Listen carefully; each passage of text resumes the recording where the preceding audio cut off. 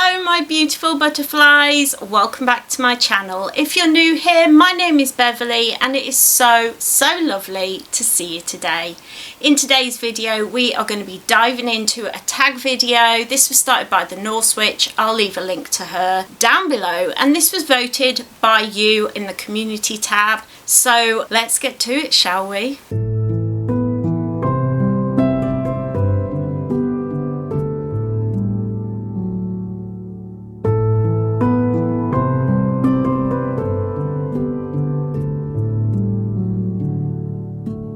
As always, I have my handy dandy phone here with my notes in. I'm very professional like that. And today we are really going to have fun talking about the things that I'm not good at. And you find often on YouTube people just show you the things they're really good at, the things they really love, the things that really enlighten them and make them feel good. But I think it's important to have this conversation about the things that we fail at, the things that we're just not very good at. So I really love this tag. The other tag that I was going to do, which was given in the poll, was pagan craftings, all about my apothecary, and I'll be doing that next month. So keep your peepers peeled and make sure you're subscribed so you don't miss out on that. Links to both people's tags will be down below. But we're going to talk about 5 things that I'm really not good at. The first is spirit communication, and by this what I mean is I am absolutely terrified of ghosts. Terrified. Like, it's my worst fear. It's terrifying to me. I used to watch a lot of horror movies and there was always that jump scare, and I'm waiting for the jump scare whenever there's spirits, whenever I'm thinking of trying to communicate with my ancestors or doing a meditation with my ancestors, which is something that I'm dying to be able to go deep into. I'm scared something's going to jump out at me and grab me or jump at me, and it's just terrifying. And this all comes back from my childhood. I could always sense spirits around me. I was always surrounded by them, and they would always come at night time, and it didn't matter where I was absolutely petrified. I would feel them in the room, and the way I know there's a spirit around me is I have this like creeping, horrible, like fear feeling that goes up my spine, and it's usually when something's behind me, and it terrifies me. It takes me back to being that little girl hiding underneath my covers because there's something in the room with me, and I used to be screaming for my mom and terrified. It would affect my sleeping. As an adult, I've suffered with night terrors and night paralysis, and those things have not helped. So anybody has any advice about how to get over these kind of fear so that I can improve on my communication with my ancestors and improve my relationship with them, please let me know. I would love to know. I was banned from watching horror films when I went on a psychic course, and that's how I started this journey into witchcraft, and I do have videos all about that course and all about what I learned, so check out the playlist. I will leave a link down below. But yeah, I've just been absolutely terrified of ghosts. Our last house that we lived in was quite haunted, and I hated being on my own in that house. It just terrified me. So yeah, spirit communication, anything to do with ghosts, anything to do with the paranormal, I'm as equally interested and fascinated by as I am terrified by. And it's this thing where I know if I can just get past the fear, I would be really talented. I'd be really good at psychic interaction and being able to connect with spirit, but that fear just holds me back all the time, and I would love to know how to get past it and step through into this new world full of being able to communicate and be closer to my ancestors. So yeah, I'm really bad at that. The next thing is pendulum work. Now, I am numb over most of my body. It's something to do with my neurological issues that I was born with, and nobody's ever looked into, but yeah, I'm numb over most of my body, and it means that I can't feel my hands very well. But I think that's why pendulums don't work. I can't connect with them at all. I will hold them out, I will ask them things, and they just sit there. They don't move. Even when my hand shakes a lot, moves around a lot naturally because of my illnesses. But the pendulum will stay still. I've tried lots of different types of pendulums, different crystals. I've tried pendulum bottles. I've tried so many different things. Makes no difference. Pendulums and me just cannot communicate with one another. And I find it really difficult because that's the thing that my psychic teacher talked about the most. She talked about pendulums, she talked about how to work with them and how easy they were.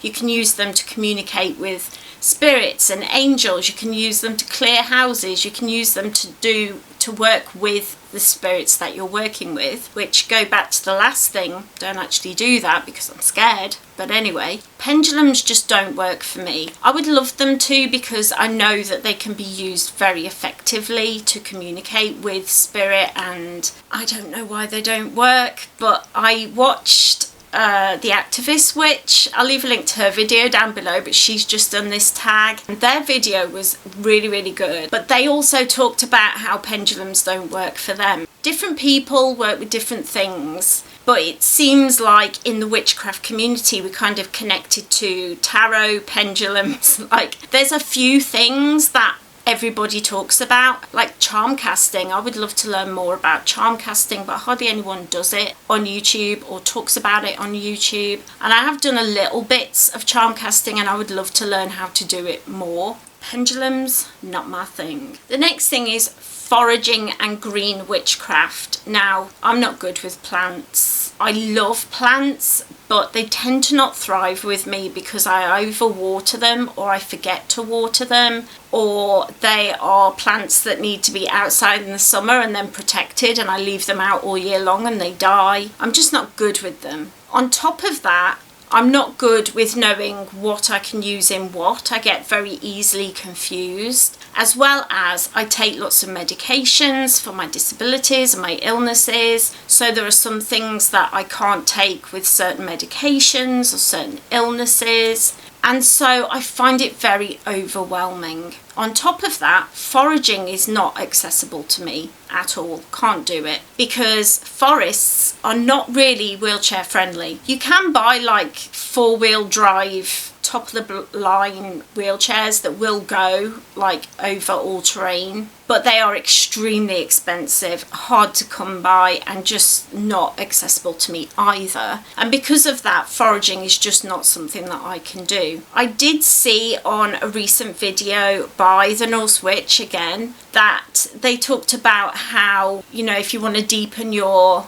witchcraft and get better at it, then you need to be growing your own herbs and ingredients or foraging them yourself. And I was like, well, that's me out. And it made me feel a bit rubbish. But then when I thought about it, I was like, but that's not accessible to everybody. You know, if somebody is disabled and unable to get out into the world at all, like I very rarely leave my house, then it's going to be hard for them to forage. It's going to be hard for them to grow herbs if they need carers all the time and they're unable to do things like carry water. So I think it's just society doesn't think about how disabled people have to exist in this world, and I think there is nothing wrong with buying your ingredients. I buy my ingredients, I either get them from witches on like Etsy and places like that. I also will buy them from like just the supermarket, and I've never had any problems with my spells working. They've always worked just the same as when I have managed to get hold of like fresh ingredients that I've dried myself. Like it's not made much difference for me personally. Green witchcraft just not accessible at all to me. There's too much information, there's too many plants, there's too many medications that they can interfere with and illnesses that you can't use certain things with. It's just very hard. And there are a lot of talented witches on the internet that you can buy things from, like teas for certain things, and you can message them and ask them if it's okay to take with your medications, and generally speaking, witches are nice people and they will let you know. So I want to let you know if you are a disabled witch, because I know a lot of my subscribers are disabled witches. It's okay to buy your ingredients, it's perfectly fine. The next one is working with the moon. At what point did a witch decide that the moon was the most important planet, star Is it a planet or a star? What's that, moon? Yeah. It's a satellite. It's a satellite. Like a mini planet, I guess. A mini planet. My husband's such an astrology nerd. No, an astronomy nerd. It's the Earth's satellite, apparently. I don't know where this began. I don't know why we're so fixated on the moon and we don't equally work with the sun. I don't know why people think they have to put crystals and tools outside for them to charge under a certain moon, and water as well. My roof does not stop the moon's energy. I can feel the sun beating through. So surely the moon's energy can get through. I've never understood this. I don't understand why we don't work with all planets. I know, witches who do, and that's something that I definitely want to start looking into, working with different planets. But most witches are just obsessed with the moon. What is that? And I do have quite a few books about working with the moon, and I have read them and I have reread them, and it doesn't make sense. I find it's too much information. I have no idea what I was saying then. But yeah, I don't understand. It's very confusing to me. I want to get into it more because I do work with 2 lunar goddesses. I work with Diana and I work with Hecate. So I feel that call to work with the moon, but I don't understand the obsession with the moon, and I find it hard. And then the last thing is self-belief and imposter syndrome. Who else out there doesn't feel witchy enough? Who else out there worries that they don't do enough, they're not enough? Because I do. My channel is very small. I have like 2,000 subscribers. I don't even have enough watch time to get monetized. I'm very, very small. People don't tend to watch my videos that much, and that makes me sad because I put so much effort and time into my videos. The people who do watch my videos are incredible. I love you all. But I would love my channel to just grow and go, zoom. And because it doesn't, that gives me imposter syndrome. So I think, why are people not watching my video? Like, I'll make a video and I'll think it's so good, and then I'll put it out and it gets less than 100 views. And I'm like, well, can't have been that good. I can't be a very good witch. And then on top of that is the fact that I have a lot of fatigue issues. I have okay, Beverley, put your teeth in. Take a breath, start again. I have myalgic encephalomyelitis, which is basically chronic fatigue syndrome, is what it used to be called. And I also have long COVID, which has a big fatigue element. I also have fibromyalgia, which has fatigue to it. And because of those things, I don't have a lot of active hours in my day. That many hours that I can spend doing spells, doing witchcraft, doing things. On top of that, I can't leave the house very much. And so I often feel like I'm not witchy enough. I don't do it enough. I read a lot of witchcraft books. I do book reviews here on the channel, and I love reading. I do a lot of altar work and work with my ancestors. I do a lot of research because of those. But I constantly feel like I'm not good enough. I'm not enough of a witch. I just feel like a bad witch. I'm a terrible witch. Why? That's why nobody watches my witchcraft videos, and nobody cares that I'm a disabled witch, because I am rubbish at it. That's the way my brain works. And I wish I could get past that. I wish I could step through that, past that, and step into that goddess energy that I know Hecate is honestly smacking me up the back of the head about every 5 minutes. And Diana is screaming at me, because both of these goddesses came into my life to help me to step into that goddess energy and to see myself as being part of the fabric of the universe. I'm made of stardust and sunlight and beautiful, amazing, magical powers, and I have this incredible ability inside me. But until I believe in that, until I believe in myself, it's like it's locked away inside me. But in order to get the self-belief, I need to be able to open. It's just self-belief, imposter syndrome.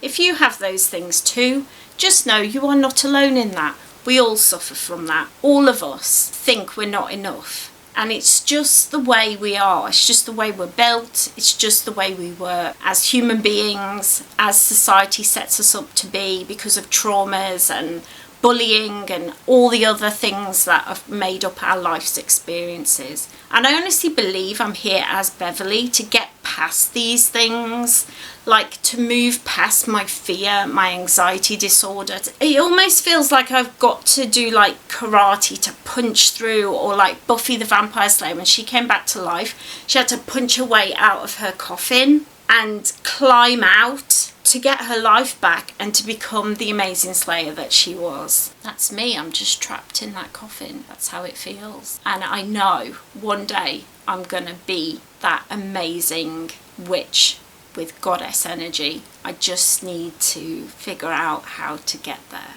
So those were all the things that I could think of. 5 things. I thought I would do 5 things because 5 always feels like a nice round number. And I really enjoyed doing this tag. I think it's important for you to see that we're all just normal people wanting to share our craft. We're all just normal witches and human beings with our own fears and things that we are not good at. And it's okay to not be good at things. We are all on this planet to bring different things to the table. And I feel like nowadays in the social media age, we're kind of pressured into getting into these little boxes. You know, you have to work with the moon, you have to work with this pantheon, and you have to do these spells and work with these things, and then you're a witch. And it's just not true. We're all here to do different things, to be our unique weirdo selves, so that we can bring that to the world. So be our freaky selves, be your freaky self. Be proud of who you are today, whether you're able-bodied, disabled, or whether you are just full of anxiety and self-doubt. It doesn't matter. If you are calling yourself a witch, you are a witch, because I believe we all are. Everybody on this planet is a witch. Everybody on this planet is made of the same fabric of the universe, and we all have magic inside us. We just need to learn how to access the thing that we're talented at and the thing that we were made to do. And if you access your magical thing that you're just really, really good at, then you will go on and do incredible things. I really want to send a huge thank you out to the Norse Witch for starting this tag, because I really enjoyed talking about these things. Definitely head down to the videos I will link down below, because I mentioned 3 incredible witchy YouTubers that you should be subscribed to if you want to learn more about witchy stuff. I really, really hope that you enjoyed this video. If you did, don't forget to leave it a cheeky like and a comment right down below, as it helps me to know, and the YouTuberverse to know, that you enjoyed it, and it will get shared out just that little bit more. While you're at it, if you are new here, hit that subscribe button, ring that little bell so you always know when I upload. I'm usually here on Mondays and Fridays. I always try my very best to be here with you every week, at least once a week. Take care everyone, have a wonderful, wonderful, magical week, and I will see you in my next video. Bye!